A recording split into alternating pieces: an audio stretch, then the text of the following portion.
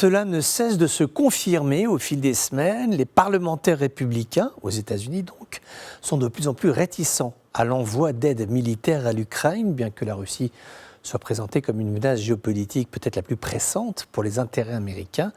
La classe politique est assez dubitative. Ce que l'on appelle les patriotes, principalement des vétérans militaires de droite, se sont portés volontaires pour le combattre en Ukraine, pour ensuite découvrir que finalement, leurs frères conservateurs s'intéressent assez peu au drapeau ukrainien. Une grande partie de l'écosystème intellectuel du Parti républicain, qui est façonné par des groupes de réflexion, des instituts de recherche, est divisé sur la question du soutien à Kiev. Beaucoup craignent qu'une allocation de ressources trop importante engage une stratégie militaire incertaine qui, à terme, pourrait poser un risque de sécurité nationale.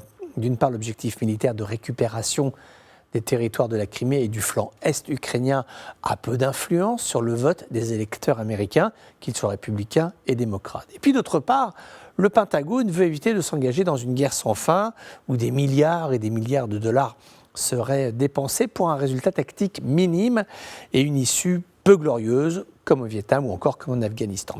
Si Donald Trump remporte les élections en novembre 2024 et si les conservateurs réussissent à limiter l'aide à l'Ukraine, il est peu probable que la situation géopolitique globale change de manière substantielle.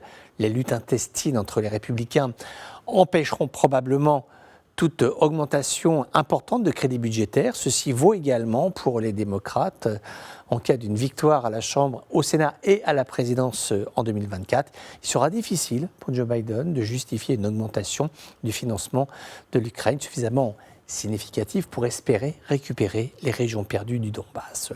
Le prochain président, qu'il soit républicain ou démocrate, calibrera certainement ses crédits d'aide pour contenir le conflit à peu près dans les lignes de bataille actuelles, mais il n'ira pas au-delà. Peu à peu, ce paramètre commence à être intégré dans une Europe qui est face à elle-même, face à ses propres défis et enjeux de solidarité au sein même de l'Union européenne. Il va falloir apprendre à vivre avec ce paramètre America First qui, dans ce cas précis, va aussi bien au camp des démocrates qu'au camp des républicains.